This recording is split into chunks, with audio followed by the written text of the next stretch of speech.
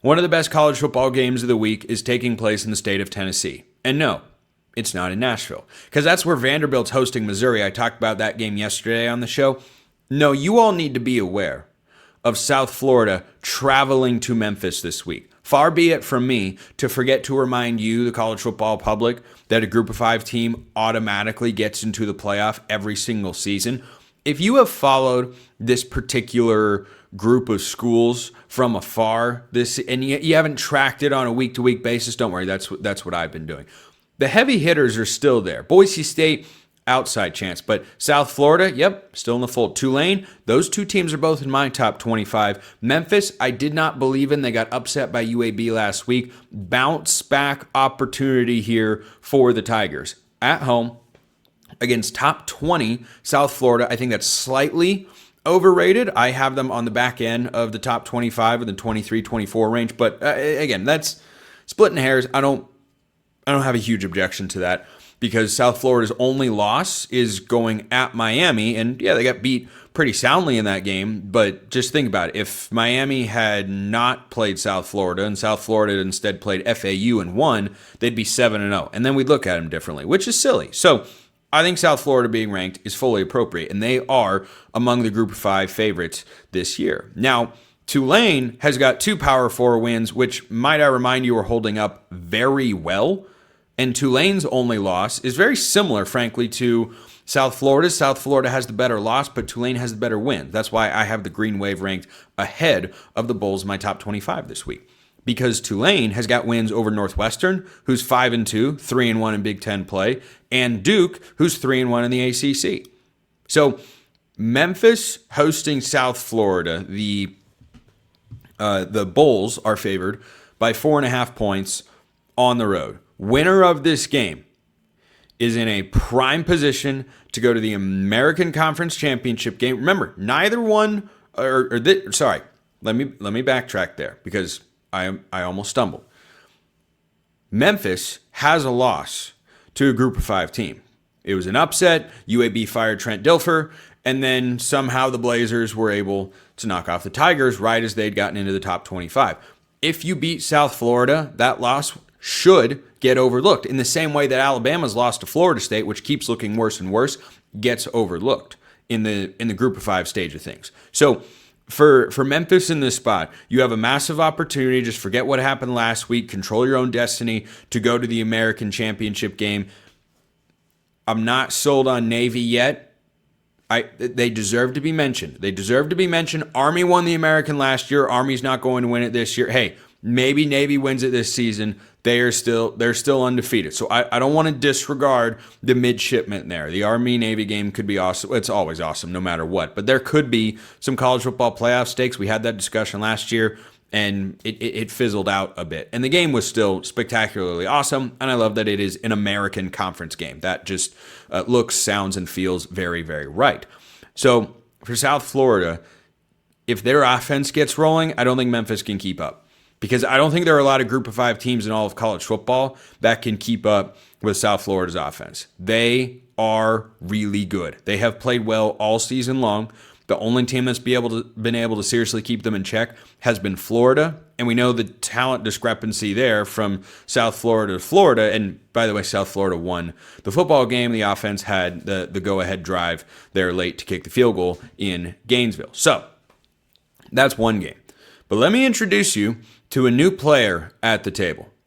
Think back to that iconic poker room scene at the club in Ocean's 11 when Rusty comes back from the bar and there's a new player at the table, and it's George Clooney. San Diego State is George Clooney because he's at the table and he belongs there. And it is becoming more and more evident by the week that San Diego State deserves to have a seat. Now, they could get played out. They could bet out on a pair of 2s and realize, oh, we're going against straight flush. That's not going to work. Okay, straight flush was an extreme example. They bet out with pocket 2s, looking for a 3rd. They don't get it. And then at the end of the hand, their opponent goes, yeah, I've got 3 queens, so I'll take that pot now. That could absolutely happen. San Diego State travels to Fresno State this week. That is not going to be an easy football game. It is a sub-field goal point spread, according to our friends at FanDuel. Jaden Denegal, the Michigan transfer at quarterback, has been solid, but it is the San Diego State defense that has been absolutely lethal. Do you remember the name? And my everydayers out there will. Jaren Kiave Sangapolotele. I didn't say that perfectly. Let me try that again. Jaren Kiave Sangapolotele. Do you remember that name? Yes. Yes? Good. That means you're paying attention to college football. I have said several times this year that if he were the quarterback at Texas, the Longhorns would be unbeaten. I stand by that proposition, by the way, because Texas's defense is really good. Arch Manning, the offense is very not good. The offensive line is also really, really bad there for the Longhorns, which is odd because it's Texas. But, O-line can be a fickle thing. Anyway, JKS and the Cal Bears, after their early hot start, had some people discussing whether they could go to the college football playoff in the ACC championship game. Neither of those things is going to happen. They're a good team this year, but are they going to have a championship year? No, which should surprise absolutely positively nobody. Do you know what this San Diego State defense did to JKS and the Cal offense? Zero piece. Not a lot of people watched that game. I did. JKS and the offense couldn't score. This San Diego State defense, with a head coach who's an offensive guy, just keep that in mind when coaching searches come available. Colorado State has a head coaching vacancy. San Diego State's defensive coordinator might be getting a call. This is a unit that has been playing absolutely incredible. They are allowing 259.7 yards a game. We'll round it up to 260. They're giving up 260 yards per game this year, and they've got a Power 4 win. They have not lost a game in Mountain West play just yet. Their only loss is to Washington State on the road, which is not as bad of a loss as Cal is a great win because you beat the Golden Bears 34-0.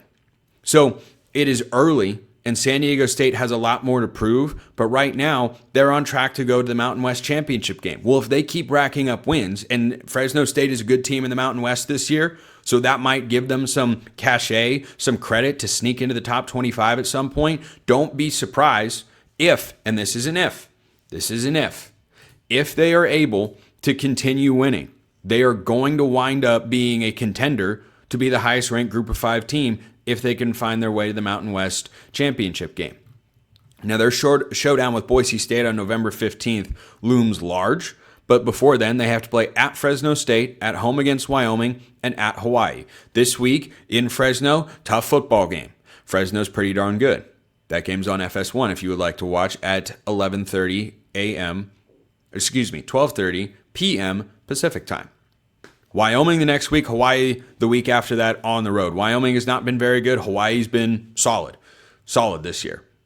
If they're able to go 3-0 those games, the game against Boise State will have as big a ramifications for the college football playoff as far as the Mountain West is concerned as there has been since UNLV and Boise squared off last year in the Mountain West championship game. That one will be absolutely massive. And at that time, if San Diego State goes 3-0 in their next 3, they could absolutely find themselves in the top 25. So the group of 5 teams that are pushing for that playoff spot, you shouldn't look at Tulane or South Florida and say, we're getting tired of them or anything like that. Keep Navy in the back of your mind. Understand if Memphis wins this week, that can kind of nullify or equal out what happened last week to UAB.